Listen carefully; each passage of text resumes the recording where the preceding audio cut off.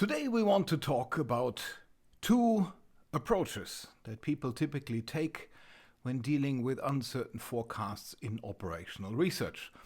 The first one is predict then optimize, and the other one is end-to-end learning, sometimes also known as predict and optimized.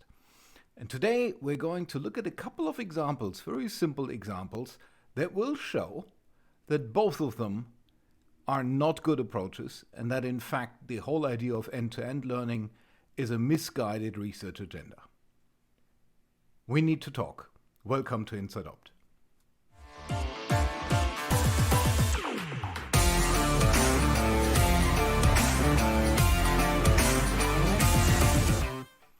Let's start by looking at the typical setup as we find it in many businesses that use optimization. The data that goes into our optimization approach, which we illustrate here by the beautiful rocket, needs to come from somewhere. And it usually comes from estimates. Think about prices, think about demand, think about traffic times, think about lead times when you order something, when it will arrive. All of these are typically estimates. And in more sophisticated departments, you will find that those estimates are not taken from thin air or simple statistics over historical data, but they actually come from a machine learning model. So you have the historical data, then you build a machine learning model that comes up with a scenario, a prediction of what might happen, and then you take this predicted data and hand it over to the OR department, and then you get your plan. Very common machine learning to optimization flow, as you will find it in many organizations. Now, there is, of course, that disconnect that you have here. On the left-hand side, you have a machine learning department. On the right-hand side, you have the OR department. And it's not just that we're handing over the predicted data that marks the delineation between the two departments. There's also something profoundly different going on both sides of this wall. The machine learners, their task is to handle outliers, to handle errors, to handle bias, missing values. In one word, most of what they're concerned with is uncertainty. Then they make a prediction, and somehow on the other side of the wall, everything is beautiful. We have binary constraints, meaning on the OR side, we can say exactly whether a constraint is violated or whether it is fine. We have measurable objectives. We can look at two different plans and say exactly and minutely whether one is better than the other by evaluating the objective function. We have fixed coefficients in the matrix on the right-hand side for the objective function, and in the end, maybe even provable optimality. If you look at this picture, you get a feeling that there must be something magical happening when you hand over that data via that wall, because somehow all the uncertainty has vanished. And that is exactly what those two approaches, predict then optimize and predict and optimize, are trying to reconcile. So what's the issue? If we look at our optimization approach here, the legacy solvers, they want one scenario, they want one input of data. And then they're going to produce a plan, and they're going to tell you what the objective function value for that plan is. In this case here, 1150.098. Beautiful. Because if you ask the machine learners on how reasonable it is to do that, they will say, well, we gave you one example. We gave you the scenario that you wanted. Right? Like an expected case, for example. But we know that there are many different potential futures that could happen. So what we would actually prefer to do is to give you a distribution of scenarios. So each, number of scenarios, and each one associated with a certain probability, so that you, when you make the decision, can come up with something that's reasonable for that entire cloud of potential futures rather than just one of them. Now, no matter what you do in order to handle this, because legacy solvers can't just take in, 10,000 scenarios. It's not something you can do. You can't give them a posterior distribution or samples thereof and then say, please optimize for this. But no matter what you do in order to arrive there, and we will discuss certain ways on how you could handle this, or how you might try to handle this, I should say, no matter what you do, the solution you're going to get, yes, the optimizer is going to say, well, this is for the expected scenario or whatever we used as input for our optimizer now is 1150.098. But in reality, even for that one plan that you're producing, the outcomes will vary, because the future that's going to hit you later is going to vary. And that means you're going to get, with a certain probability, you're going to get something much less than 1150, and then with some probability you're going to get something that's maybe closer to 3000. And there is a certain likelihood associated with these particular outcomes. We summarize them all by saying, well, we're expecting this to be 1150, but in reality, the results for that one plan that you generated are going to vary. So, what can we do? Given the fact that the machine learners have a whole cloud of potential scenarios, but our legacy optimizer only wants one input. Well, first idea is, how about we take some scenarios, and for each one of those scenarios, we use our optimizer to create an optimal plan for that scenario. And then we're going to worry about what plan we're going to use later. So this is what it would look like, right? So for every scenario that you can imagine, typically these are macro scenarios, so take anywhere between 5 and 20, you use your optimizer, you generate a plan for that respective scenario, and now you have the problem that you somehow need to go into this set of optimal solutions that you found, optimal for the respective scenario, of course, and generate one that will work overall. So this can be a daunting task. And if you've ever sat in executive meetings where scenario planning happened, so you have optimal plans for each one of them, you know what political discussions can unfold, where people start reasoning about the likelihood of individual scenarios happening based on the features that they like or dislike about the plans that would be optimal for that respective scenario. So it's like an after the fact discussion of, well, I like this solution, now I'm going to argue why it's the right one. That can be very, very frustrating if you're sitting in one of those political meetings. So let's look at a particular example on why the whole idea is rather strange. This is, of course, a contrived example, but it perfectly illustrates the point. So let's say here, we have a stochastic linear program. And it's a very simple linear program with just two variables. We have two constraints, 10x plus y is lower equal 1,000, x plus 1,000y is lower equal 1,000, x and y are greater or equal 0. The feasible region here is basically everything between 0 and 1, except that this point here isn't 1, 1, but 0.999 and 0.999, and then some. Okay? Now, what makes this LP stochastic? Well, we don't know what we are supposed to optimize for. With probability 1/2, we might have to optimize for y, and with probability 1/2, we might have to optimize for x. So we have two scenarios, not more, two scenarios, two variables, very simple, right? Everything is symmetric in this example. It's really not very complicated. But we don't know whether we're going to optimize for x or for y. Now imagine that you had created optimal solutions for the two scenarios that might hit you. Well, if you're optimizing for x, well, a good idea is to set x to 1, right, and y to 0. And that's doable. You can do that. And similarly, if you're supposed to maximize for y, you're going to set x to 0 and y to 1.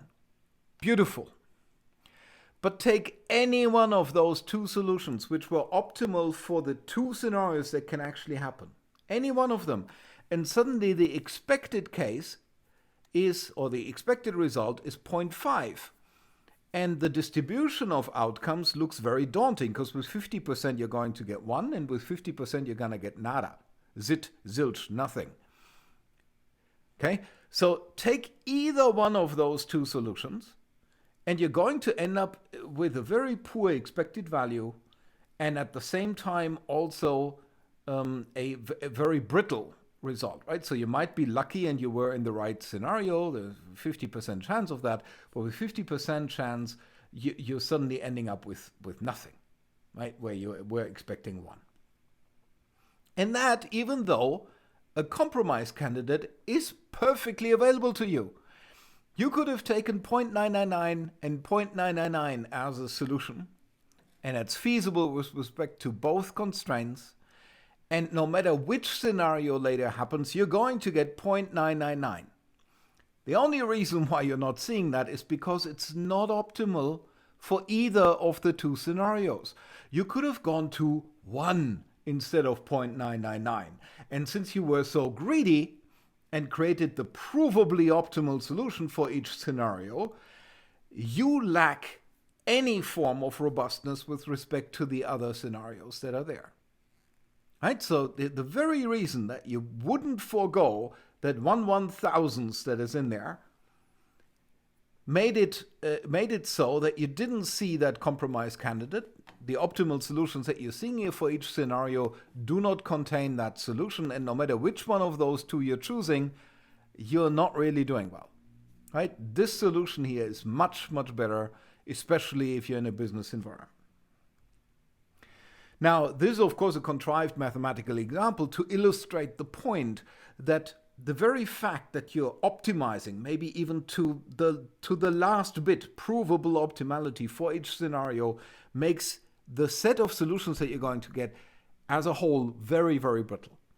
So let's have a look at a real example. So this is a network design problem. Our client here has 4 distribution centers already. In New Jersey, in Ohio, in Georgia, and in California, and is thinking of opening 2 new ones. Now, we're running 1,000 scenarios. For the first 500 scenarios, it's a good idea to open the 2 new facilities, one in Oregon, the other one in Pennsylvania. Then we go to the next 500 scenarios, and we find, it would be a better idea if we went to Pennsylvania and Texas. So what we have is Pennsylvania and Texas, or Pennsylvania and Oregon. And now, if we take those 2 solutions, I mean, there were 1,000 scenarios, but we only get 2 solutions, we somehow have to find, well, which one of them is better. Well, as it turns out, for this data that we ran here, the optimal solution would have been to open in Oregon and in Texas. So even though you found that both optimal solutions wanted to open a distribution center in Pennsylvania, for the totality of the 1,000 scenarios, it's actually a good idea not to do that at all, and instead to go to the other 2 options that were on the table, which were Oregon and Texas. Okay, so you get 500 times this solution A, 500 times solution B, and somehow the one thing that seemed to be clear, that you're going to open in Pennsylvania, is actually not a good thing to do. You should just open here or here. Now the kicker is, well, if the data had been slightly different, you would have still gotten this solution for the first 500 scenarios and this solution for the next 500 scenarios. But now the optimal solution would have been to open in Pennsylvania and in Colorado. So even though you find common structure among all feasible solutions, all optimal solutions that you have run, doesn't mean that you should do that, right? So as the Pennsylvania example showed you, nor does it mean that something that was never opened before wouldn't be a good idea to open in the compromise, as you're building a compromise scenario for all of the 1,000 scenarios. And that's what we're talking about, right? You need a compromise candidate that works against the whole set of scenarios, not something that was optimized for one of them. So this idea of aggregating multiple solutions for multiple scenarios is bonkers. You should not do that. Okay, now that leaves us with the obvious other choice, which is, well, I have all of my different scenarios, but my solver only wants one. Fine, I'll somehow aggregate the input data. And I can do that, of course, by asking my machine learning department to please give me the expected values for each of the data points that I'm going to need. Okay? So that is called predict then optimize. And it is fundamentally flawed. So, I mean, what you're doing here is this, right? So you have this plethora of scenarios, you aggregate them to one, hand it to the solver, get one solution, and you're a happy trooper. This is called predict then optimize, right? As I was mentioning. But you know, it's going to work, and it's in fact the thing that most companies do. It's a fundamentally flawed approach. Why? Well, before I'm going to run through another actual example with you, with numbers and everything, here's a mental picture that I want to open. Think penalty shots in soccer. If you've never done this, it means that, you know, somebody gets to kick the ball against this very big goal, and you put a goalie in there, and if it's in, it's a goal, and if not, then it's not a goal, right? So that's a penalty shot. You're alone against the goalie, and you have a very, very good chance of actually scoring a goal, which is a big deal in soccer. Now, we have data. The Economist actually analyzed 434 individual penalties that were shot in 44 World Cups and European Championship games. Okay? And you see here that some of them were misses, right, where it didn't even hit the goal. Some of them were saves, right, where the goalie got them, and all of the other ones are actually in. Okay? So now from there, of course, we can compute where the average penalty shot will be sent. And that's what you're asking the machine learning department to do. They see this wealth of different outcomes, but you ask them, would you please compress this to one scenario? Well, they have little other choice than to take the average. So, oh and behold, here's the average penalty shot in one of the 44 World Cups and European Championships and between 76 and 2016. Okay? This is what it looks like. Very, very boring shot, slightly up and into the middle. Now, if you base your optimal strategy on that prediction, on that one scenario that you forced your machine learners to give you, well, the optimal strategy for your goalie would be just stay put. The ball will come straight to you. All you have to do is take it, and you're going to do this. We know what the reality of that strategy looks like. It looks like this. You're not going to catch a single ball. Now, again, this is to create a mental picture in your head, but this happens in businesses all the time, and it costs businesses millions of dollars. So here's an example. We do inventory relocation. We have a big warehouse here somewhere in the port where most of our inventory is. And we can send a truck to a warehouse somewhere in the middle of the country, which is smaller, and there's only 110 units, I think these were air conditionings, that we can put onto the truck. Costs us $350 to run the truck. But, we can put 110 units in there. And then it's much, much cheaper to service clients that are in the vicinity of that smaller warehouse. Okay? So if I do this, if I actually send a unit of product 1 to this remote warehouse here in red, then I'm saving on shipping costs, I'm saving $10 for each of those products. And for product 2, it's still $5. On the other hand, if I send it and then it doesn't get sold within a certain period of time, then I have to pay overstock costs, right? So it costs me money to actually put the inventory here into this remote location, and it costs me $3 more than it would have cost me at the port to have it there. And similarly for product 2, I pay a $2 penalty. Running the trucks costs $350, by the way. So now the question is, do we send a truck? And if we do send a truck, how many of each product are we going to put in there? Now, this is obviously a question that you cannot answer unless you estimate how many of each product are going to be sold. So let's go to the machine learning department.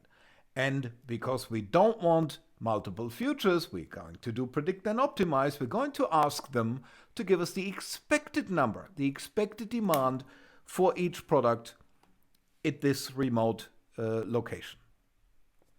Now, these guys are awesome. They give you numbers that are 100% accurate. This is correct. For product 1, our expected demand is 19 units. And for product 2, the expected demand is 91 units. 100% correct. Telling you this right now. There's no ambiguity here. The expected demand for product 1 is 19. The expected demand for product 2 is 91. Beautiful. Let's hand this over to the OR department. So what the OR department is going to do is going to set up a simple MIP, right? So you have 101 variable T, which tells us whether we're going to run the truck. If we do, that costs us $350.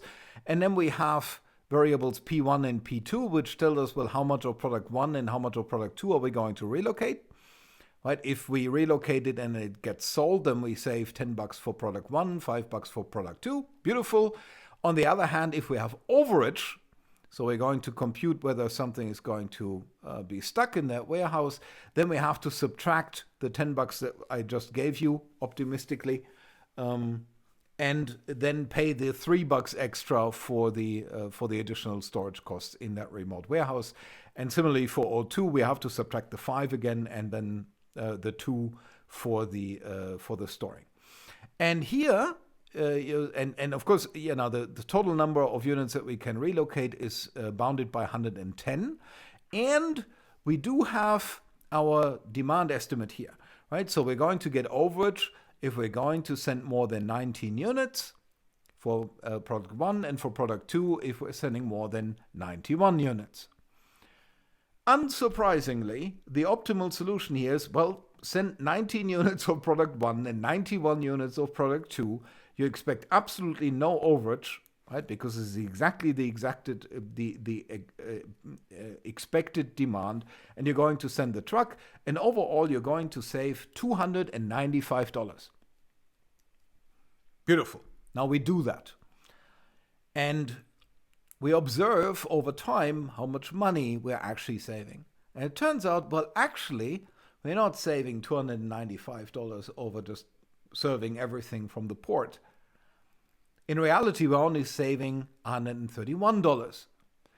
And to add insult to injury, the local planner, the manual planner that we used to have, used to send 10 units of product 1 and 100 units of product 2.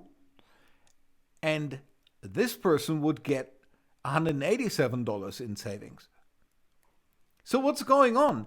We had a perfect forecast. This is the expected number of units that will be sold is 19 and 91.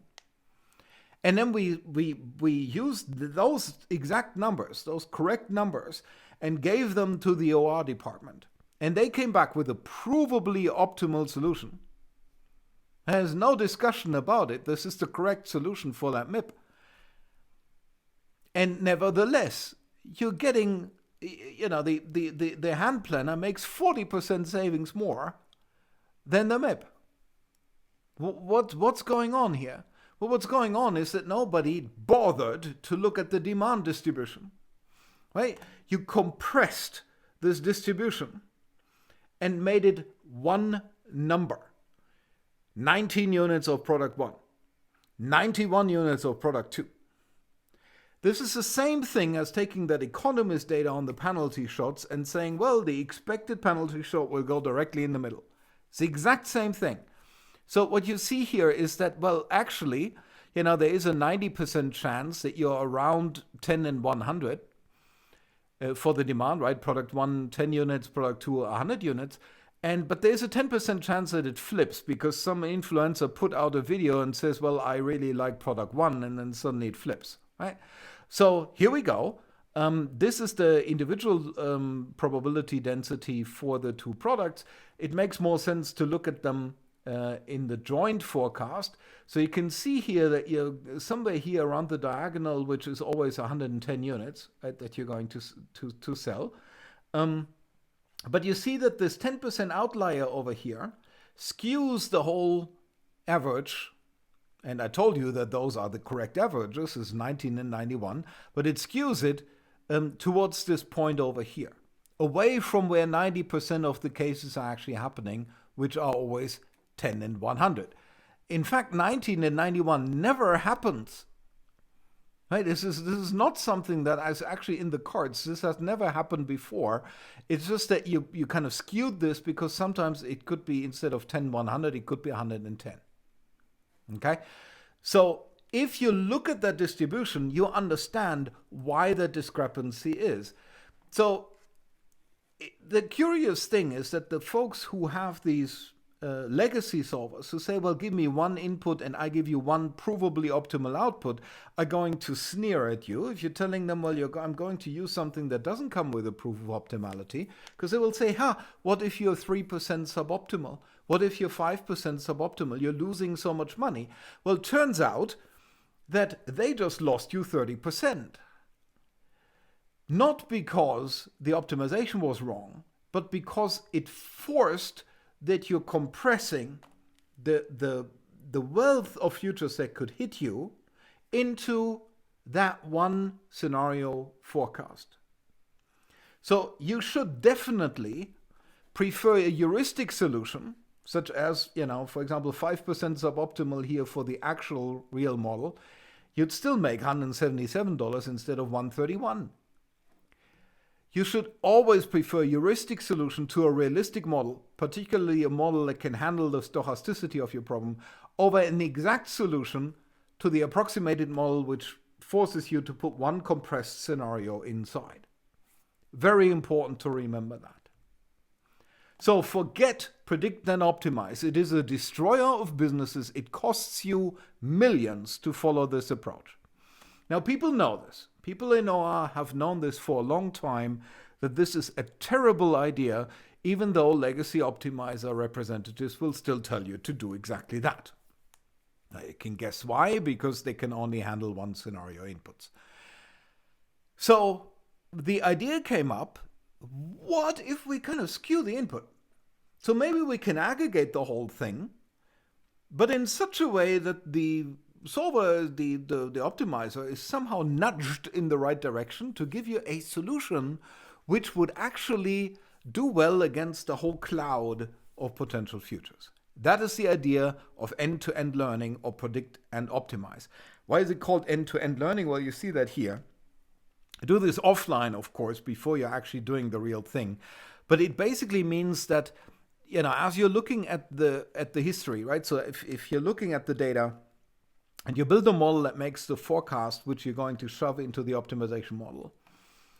As you're doing this, you're going to modify this model here, taking into account what the regret is with respect to some of the scenarios that could have also happened. When you look at the plan that comes out, if you gave it a certain input.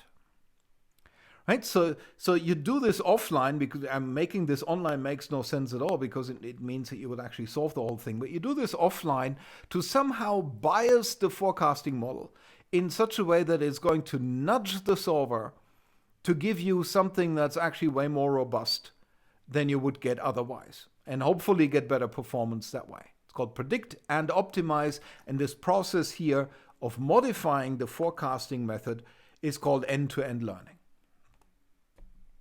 So we can use the exact same example that I just gave you to show you that this is bonkers. The whole idea is bonkers to do it this way. Why? Look at this example. Well, naturally, as long as your forecast is a total demand of 110 units, which is, historically that's always what happened. It's always around 110 units. No matter what you put there as your forecasted demand for product 1 and product 2, you're going to get as an optimum that same number. Let me say that again. yes, you can nudge the solver to give you the correct answer, which is 10 and 100, by essentially telling the solver, hey, the correct answer would be 10 and 100. So what's the point of optimizing if the machine learning itself has to know the optimal solution to nudge the solver properly to give you the right answer? Forecasts would need to predict the optimal solution if this end-to-end learning was supposed to be working. Nuts. It's just nuts. I can't say it any differently. Now there's one case where you might think, hey, aggregating is actually not a bad idea. And that is if the uncertainty in your optimization problem lies purely in the objective function. Right? So in this case here, I use capital C and D in order to make clear that these are random variables. So we don't know exactly what the profit coefficients for X and for Y are. And there's no uncertainty in the constraint structure at all. Right? Note that before we had uncertainty in the constraint structure, right? This the example that we had. Imagine that wasn't the case. The uncertainty lies purely in there. Well, then mathematically you can show very easily that you can move that expectation directly into the coefficients of each variable. Right? So everything is linear over here. So you can put the expectation of C and the expectation of D in there. And now if you solve this problem, by the way, no end-to-end learning required, right? You just take the expectation, you're done with it. If you do that, you're going to get a solution that maximizes the expected profit, right? So this is where maximizing, let's call it profit. But there's one caveat, and that is that in business you rarely care about just expectations. You also care about the variability of your solutions. Remember when I said, well, whatever solution you're going to get a distribution of outcomes, matters a great deal for businesses. So in this perfect world where everything is linear and our uncertainty lies purely in the objective function, let's look at this example over here. So what are we supposed to do here? Essentially, we're supposed to maximize all the zi's. And the zi's basically have to be lower equal 1, but we can make some additional room here. So for example, if we set the yi's to -1, so the yi's can live anywhere between -1 and 1, then zi could go, for every I in I1, zi could go to 2. And similarly, if we're setting yi to 1 plus 1 for every I in the other set, I2, then again we can set the corresponding zi's to 2. So we can make additional room by setting the yi's accordingly. Okay? Thing is, we don't know how much it costs us. This could be a good thing. If we're actually setting yi to 1 or -1, but we don't know beforehand because this part of the objective function gets multiplied with random coefficients that are drawn from Gaussian distributions with the expected value 0. So in expectations, we're expecting the yi's to cost nothing, but they do have a standard deviation of 1. Okay? So this is the problem. Now, I just showed it to you mathematically. It is correct to just take the expected value for these x's, so just make it 0. Now you don't even have any uncertainty here anymore. It means you can just maximize the zi's. So what you're going to do is set the yi's to the corresponding values. All the zi's are being set to 2. And now you're going to get n2's divided by n. That gives you 2, right? 2n divided by n gives 2. And you get an expected value of 2. Okay, that's the optimum for the expectation that you're going to get. But look at the variance of your solution. The variance of this is going to be n. So if you have n variables over here, you're going to get a massive spread of outcomes for your final result. And if this is somehow profit, right? So let's say this is $2 million. You don't suddenly want to end up with minus $18 million, right? For business, this is breaking your neck. You can't have that. So what you actually want to do depending on how sensitive to risk you are over here, what you would actually like to do is to set the whole, set every zi to 1 and set all the y's to 0 in order to take the risk out of the equation. Now you see this this image that I give you over here. What is that? Well, we have n Gaussian variables, and I want to challenge your intuition a little bit. Yes, these n Gaussian distributed variables all have an expected value of 0.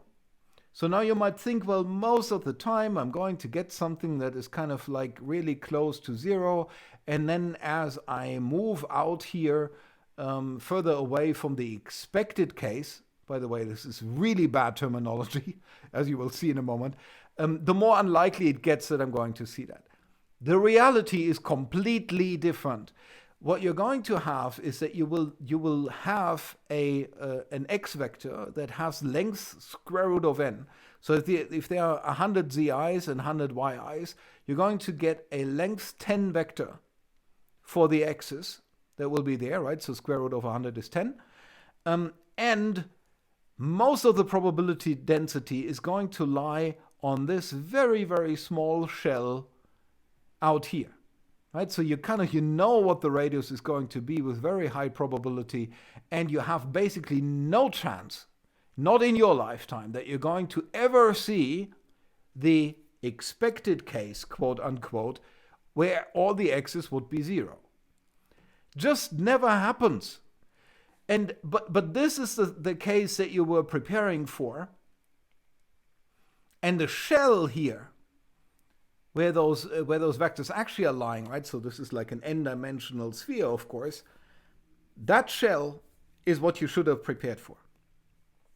Now think back to the goalie, right?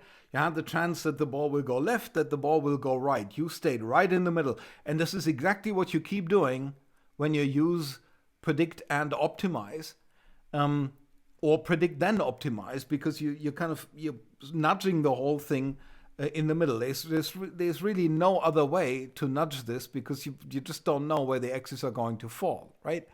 So there you go. You just cannot control for losses.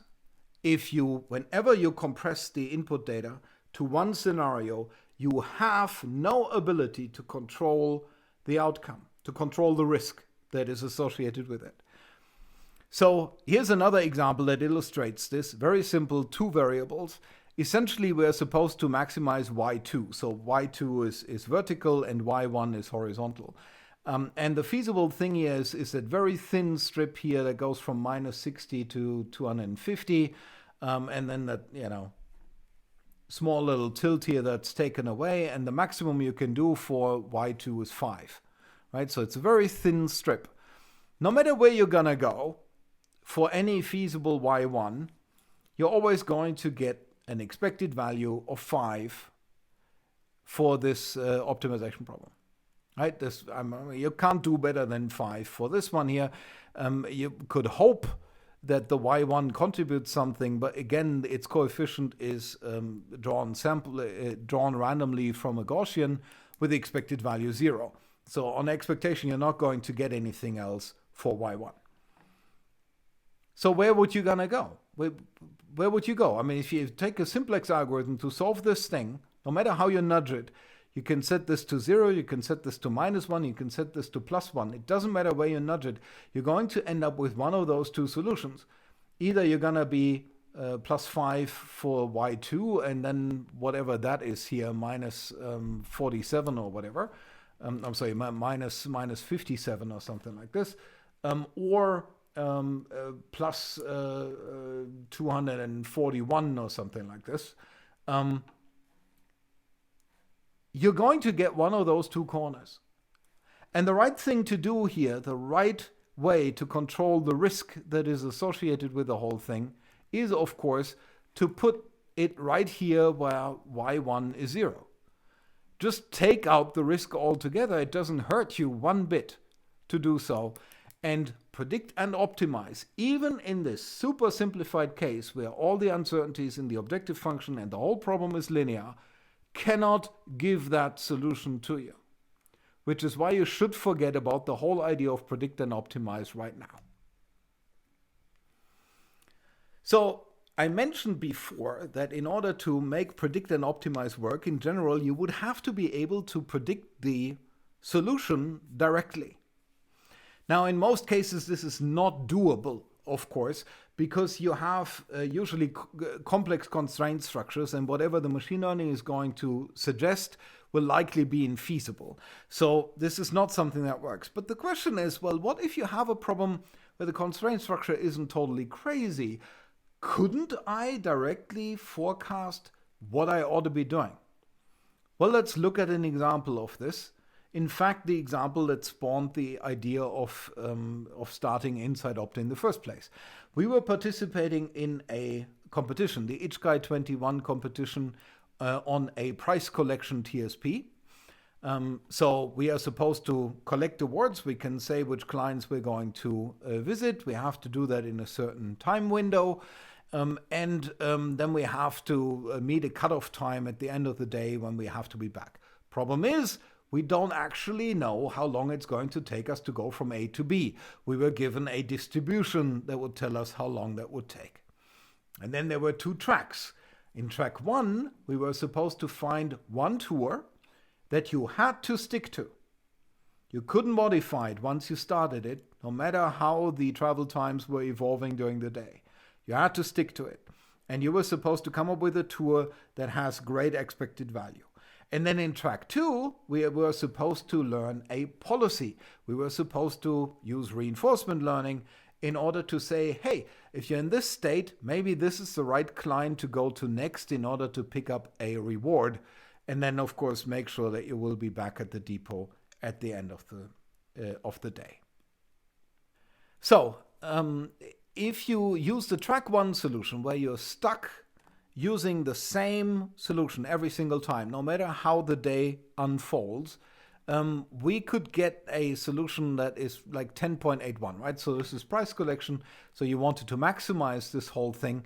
And this was the value that you would have. Now, if you had perfect clairvoyance for each instance, where you know beforehand these will be the travel times that are going to hit you, well, then you could have computed the best tour for every single day, for every scenario that was there, right? So there's a theoretical maximum of what you can achieve. Now, you would expect that the track 2 solution, the reinforcement learning, which can adapt its solution with more information, how long did it actually take to get so far, right? That solution would be able to, lie somewhere here between the Uncle Otto solution, which stubbornly always takes the same tour no matter how late it gets, and the perfect clairvoyant solution, right? Somewhere in between here, you would expect the reinforcement learning to lie. And we submitted the solution to this, which won the competition. So we did something that was very close to the state of the art, deep learning based. We used an instance graph encoding. We did active learning. We wouldn't just, just take the whole thing. We did rollouts, so there was dynamic search involved. And nevertheless, the reinforcement learning that we submitted would only get us to 10.7734. Now, we knew that before we submitted it, which is why we asked the competition organizers whether we could also just, do a very simple policy, which is like, well, stick to Uncle Otto. It wasn't allowed. So they said, no, it has to be reinforcement learning. You have to submit the code and everything. So we had to do that, even though we knew that just sticking to a stupid default was better than reinforcement learning. So now the question is, why is that? I mean, this is the perfect application scenario for reinforcement learning. There are no crazy side constraints that would suddenly say, oh, your solution isn't good and nothing. Well, it is because the reinforcement learning is sometimes amazingly good. It just, for many of those instances, it just found a perfect tour for them. But every now and then it screwed up so tremendously that it was just too brittle to work robustly. And that is what ruined the average performance in the reinforcement learning, right? So for the time being, at least, even if you're in a scenario where you don't have complex side constraints to deal with and things that just require you to use optimization, trying to forecast the optimal action directly with machine learning is a very bad idea due to the brittleness of reinforcement learning. So forget about predicting the solution directly. Either you need optimization, you need to use search in order to find good plans. So what's left? What can we possibly do? Well, we have to break out of the confines of legacy solvers, which would only take one input. What you actually want to do is this. You want to maximize in the feasible space some nonlinear function and then some aggregation thereof, right? So remember that this function here, under the different scenarios that can hit you, will have a variability to it. No matter which plan you're going to choose, even if you use a legacy optimizer, even if you do predict and optimize, you are going to be hit with a variable outcome, right? So, okay, now you get to decide which outcome you want to optimize for. Is it the expected value? Is it the expected plus one standard deviation? Is it the CVAR 5%? Right? It is up to you to do that, which is why sometimes we actually write it like this, right? So use some aggregator over your objective function, which can be nonlinear and whatever you want. Right? This is what you want to be doing. You want your solver to be able to look at all of these scenarios as input and evaluate each course of action internally when weighing the different options that are available, to then spit out one good compromise candidate that is going to work well against this cloud of solutions. And that is what InsightOptSeeker is going to give you.